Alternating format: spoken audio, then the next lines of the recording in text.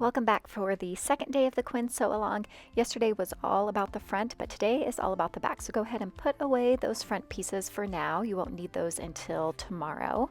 And go ahead and grab your middle back pattern pieces. With right sides touching, we are going to line them up and pin along that center back line. And then we'll go over to our sewing machine and we will stitch that at a normal 1/2 inch seam allowance.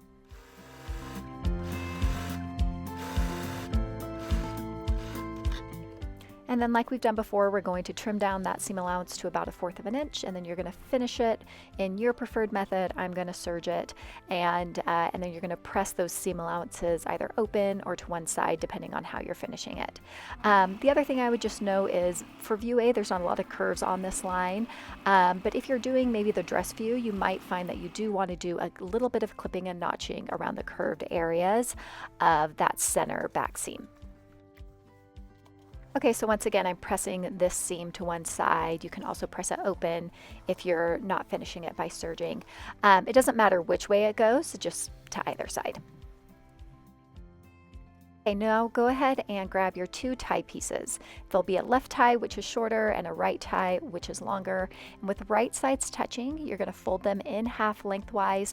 Go ahead and pin them along that bottom edge, and then we'll go over to our sewing machine and we're going to stitch that at a normal 1/2 inch seam allowance into 2 tubes.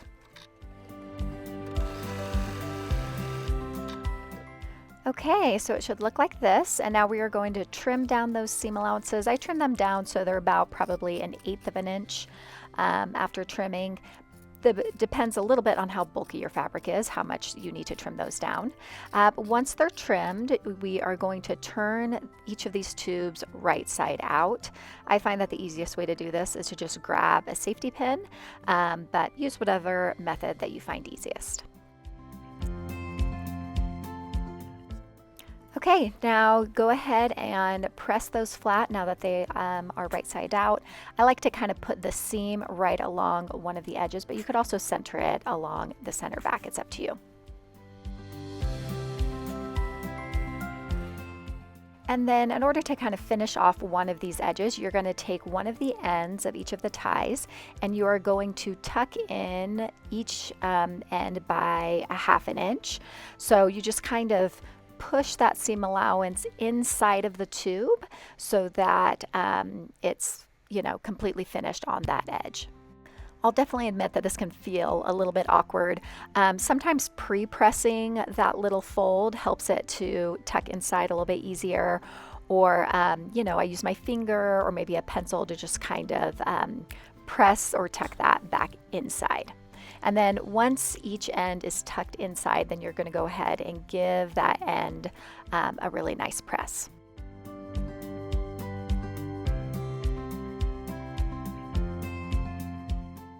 Okay, and then once that is done, we're going to go over to our sewing machine and we're going to edge stitch around those 3 finished edges. I like to do that at about 1/8 of an inch or 1/16 of an inch from the edge. Make sure that as you get to each of the corners that you leave your needle down and that you pivot so that you get a really good stitch line at each of the corners. If your fabric is giving you a hard time starting the stitching at the very beginning of each of the ties, one little trick that I've learned is you just put a little piece of paper underneath it, and that will just give your presser foot something to grab onto so that it will go ahead and start and not give you a little thread nest right there.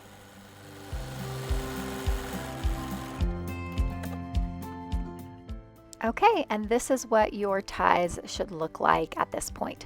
Now go ahead and grab your assembled back, and then we are going to place the ties on the back. So with the right side of your back facing up, you're also going to look for those little dot markings that we marked earlier. That is the tie placement. And you are going to place the left tie right here on the left side, the right tie on the right side, so that those raw edges match up on the outside, and you're just going to center each of those ties over the dots. The wrong side of the tie should be touching the right side of your back. So I just like to pin these in place. If you want, you could also just base these in place if you don't want to worry about those pins. But these ties are going to be sandwiched in the middle as we attach the side backs to the middle back. So just like we did on the front, we are going to pin right sides touching the side back to the assembled middle back. You're going to match the notches and sandwich those ties in the middle. Just like the front, it can feel a little bit like it's not going to match up. This is going to be less so on the back than the front because the curves are not as steep. But just once again, go slow, match up those notches, use lots of pins, and it will completely work out. Now, once this is all pinned in place, we're going to go over to our sewing machine, and just like before, we are going to stitch at a normal 1/2 inch seam allowance, starting at that little angled peak over there at the top and ending at the hem.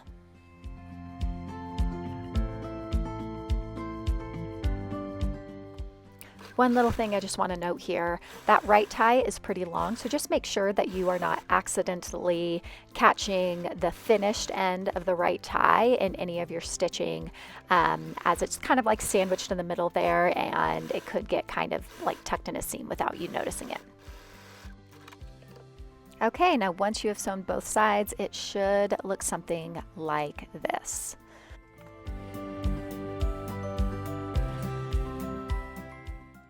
Now, just like we did on the front, here on the back, we are going to clip and notch the curved areas as needed. These curves are not as steep as the front, once again, so it probably won't be as necessary. You might not have to do as much as we did on the front. Then we're going to go ahead and trim those seam allowances down to 1/4 inch, and then we are going to finish those seam allowance in our preferred method. Once again, I am going to choose to serge, which will also include trimming at the same time.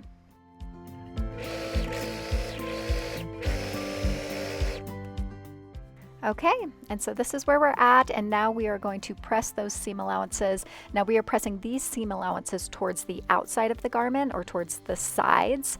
This is different than the front, and the reason that we do this is this helps the ties to lay so that they are pointing to the inside.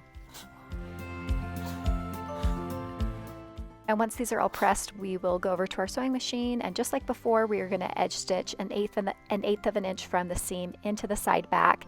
And while we do this, we are catching those seam allowances of the main garment and the ties underneath. Now, I've mentioned this before, but when I do edge stitching, I do like to increase my stitch length to between 3 and 3.5. So I'm going to go ahead and do that here.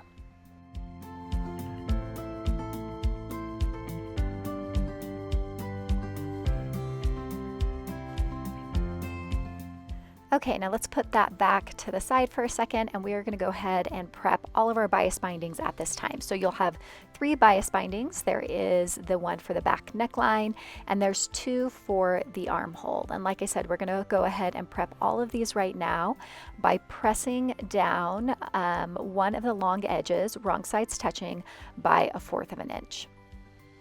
Now, I always just choose to kind of eyeball 1/4 inch, but if you want to be more careful, you can of course measure that.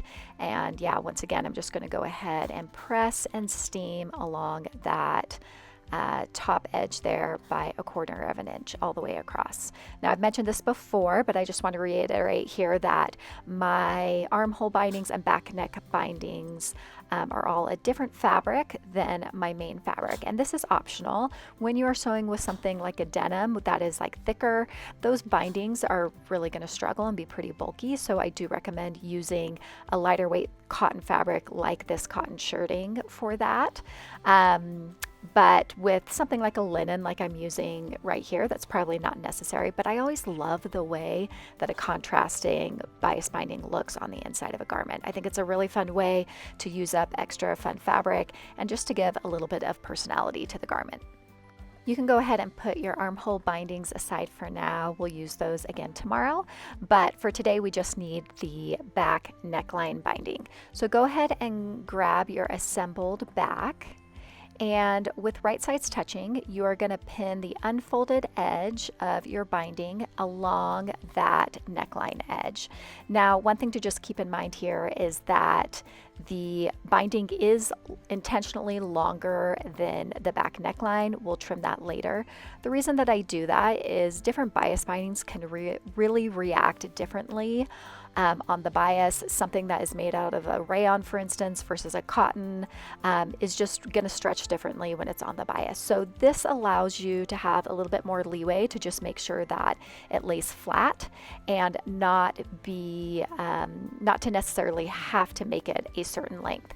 Now you can see here I am pinning it. I actually find this to be quite tricky. It is technically probably the correct way to do it. It's the way I say to do it in my instructions. But if I were just doing this on my own, I honestly would just sew it together and kind of place it as I go, slightly pulling on the binding but not the neckline as I sew, and it just helps it to go along that curve a little bit easier when you're doing it as you're sewing rather than trying to pin it together, which just can feel really fiddly. Okay, so I'm going to go ahead here and I am stitching this at a normal 1/2 inch seam allowance. The trick to this going smoothly and not getting any puckers is just to go slow and take your time. Okay, so it should look something like this after it's sewn, and now we are going to trim down that seam allowance.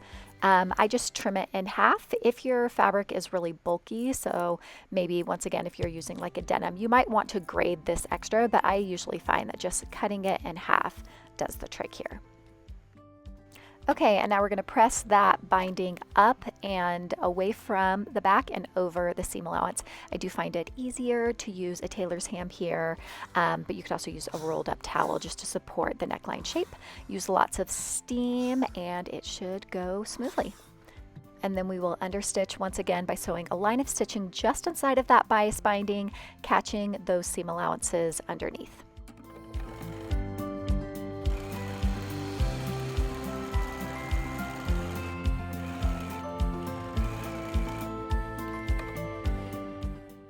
Okay, it should be looking something like this now. Now go ahead and flip your hole back over and we are going to pull that bias binding towards the inside of the garment. So the whole thing is coming to the inside of the garment, so you should not see the binding at all on the right side of the garment. I even usually just kind of cheat that stitch line a little bit towards the inside just to make sure that my bias binding does not peek out. It's best to do this on a tailor's ham once again to kind of support the shape of the neckline, and use lots of steam, which will help to kind of stretch out that bias binding so that it fits that curve nicely.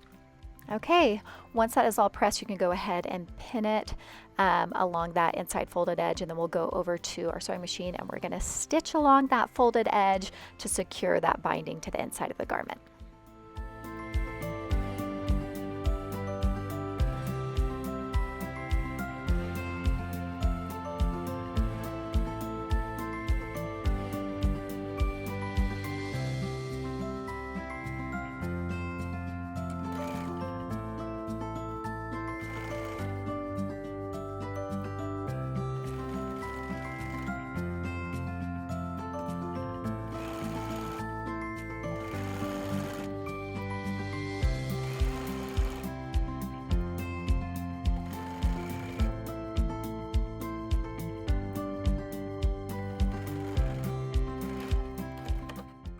Okay, and this is what it should look like. That bias binding should be completely on the inside of the garment, not visible at all from the outside of the garment. Go ahead and give it a good steam. That's going to help to kind of support that curve there. And then you can also go ahead and trim off any excess binding at this time so that it is in line with that shoulder edge. And that's where we are going to finish for today. So we now have a completely assembled front, a completely assembled back, and then tomorrow we'll come back and we will go ahead and sew the two together.